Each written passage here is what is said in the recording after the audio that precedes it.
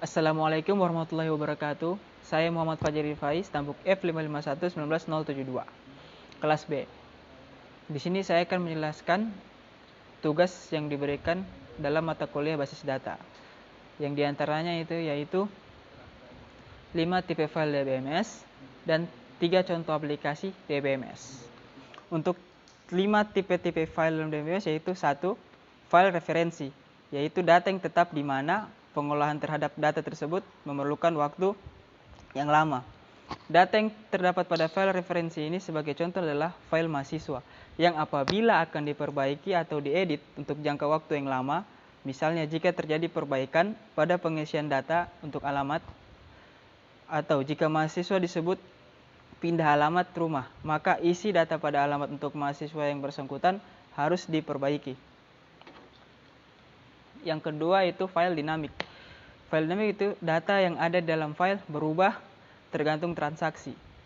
Berubah secara berkala sebagai hasil dari suatu transaksi. Misalkan saja, file mata kuliah yang di dalamnya terdapat informasi tentang seluruh mata kuliah yang terdapat di suatu lembaga pendidikan. Isi dari file mata kuliah dapat diperbaiki atau diedit jika kondisi yang ada di masa depan mengharuskan adanya pergantian mata kuliah dengan nama mata kuliah yang baru.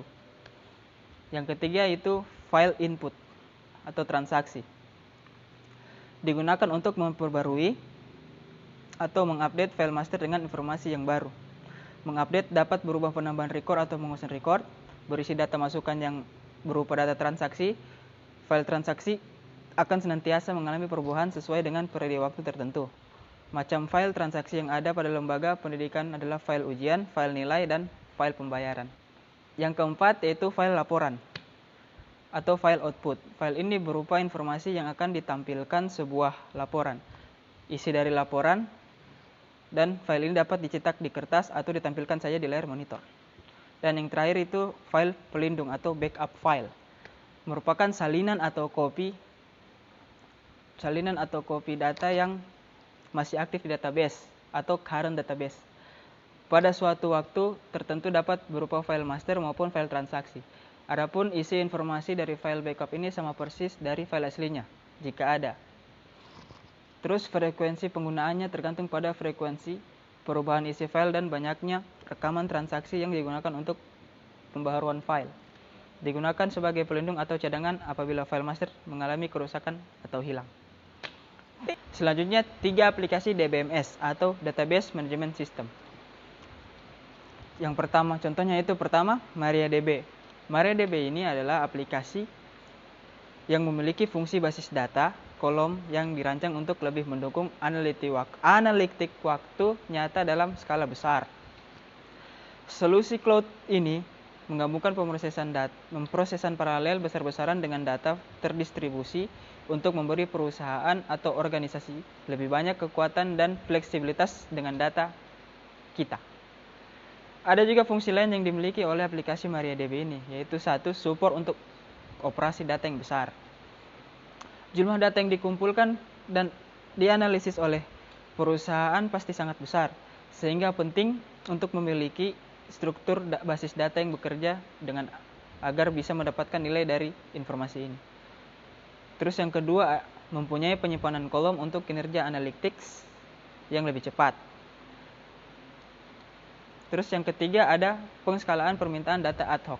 Ketika kita perlu menjalankan query yang berada di luar operasi normal, aplikasi MariaDB memungkinkan kita tidak dapat melihat bagaimana kita akan menggunakan data di masa depan atau jenis permintaan yang akan dilakukan orang. Terus yang keempat ada bekerja dengan miliaran kolom dan baris. Aplikasi MariaDB dirancang untuk bekerja dengan miliaran kolom dan baris serta menciptakan hasil dalam hitungan detik. Terus fungsi yang terakhir itu import data langsung. Jadi kita tidak harus pusing ketika akan melalui migrasi data yang sulit. Sebab MariaDB didukung dengan berbagai macam konektor termasuk Kafka, Spark, Python, Java, dan C. Dengan menawarkan pengalaman impor data yang efisien, kita dapat membawa semua sumber data yang relevan untuk menyediakan kumpulan data lengkap untuk analitik kita. Untuk aplikasi kedua yaitu MySQL.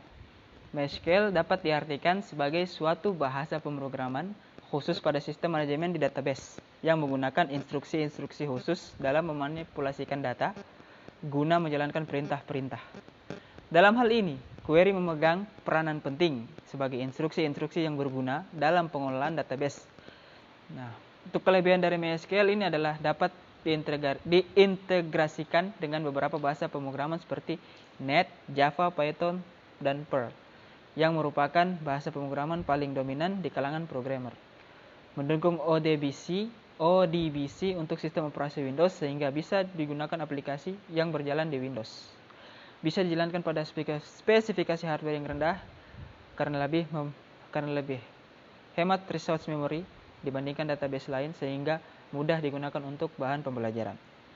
Untuk kekurangan dari MySQL sendiri itu banyak mengklaim kurang support terhadap pemrograman virtual atau desktop, sehingga sedikit yang menggunakan untuk aplikasi visual karena berlisensi GPL, sehingga sulit mendapatkan update untuk problem yang urgent, sehingga perusahaan skala menengah ke atas lebih memilih RDBMS berlisensi dan support seperti Oracle dan Microsoft SQL Server. Pada tanggal 16 Januari 2008, Sun Microsystem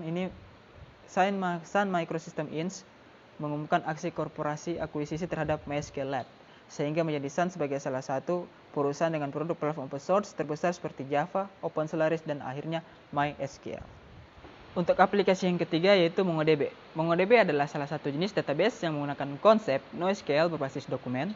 Hal ini tentu berbeda dengan database yang menggunakan konsep MySQL dengan RDBMS-nya. MongoDB didirikan oleh Kevin Ryan, Dwight Merriman, Elliot Horowitz yang kini bergabung dalam MongoDB Inc. Dan masing-masing memiliki peran dan jabatan yang sangat penting, yakni Kevin Ryan yang tengah menjabat sebagai board member, kemudian Dwight berkedudukan sebagai chairman, serta Elliot Horowitz dengan jabatan CTO.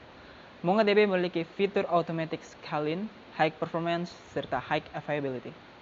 Selain itu, database ini memanfaatkan JavaScript dalam mengoperasikan indexing, agregasi, create, read, update, dan delete, serta berbagai operasi database lainnya. Keunggulan dari MongoDB ini adalah dalam sistem penyimpanan data tidak lagi menggunakan tabel, akan tetapi menggunakan dokumen terstruktur layaknya JSON. Sebab telah menggunakan JavaScript sehingga performa yang dihasilkan MongoDB akan lebih cepat sebab juga didukung oleh memory chains atau memchains. Jika ingin menggunakan MongoDB, berikut hal yang harus dilakukan. Yang pertama, terdapat beberapa alat yang dibutuhkan antara lain sistem operasi, command prompt atau CMD, dan installer MongoDB. Terus yang kedua, mengoneksikan ke MongoDB. Untuk terhubung ke MongoDB atau Mongo Database, terlebih dahulu masuk pada direktori bin yang merupakan penyimpanan MongoDB. Selanjutnya masuk pada perintah mongot, maka daemon MongoDB akan mulai beroperasi. Demikianlah penjelasan saya tentang 5 tipe file DBMS dan 3 contoh aplikasi DBMS. Jika ada kesalahan saya mohon maaf. Wabillahi wal taufiq wal hidayah. Wassalamualaikum warahmatullahi wabarakatuh.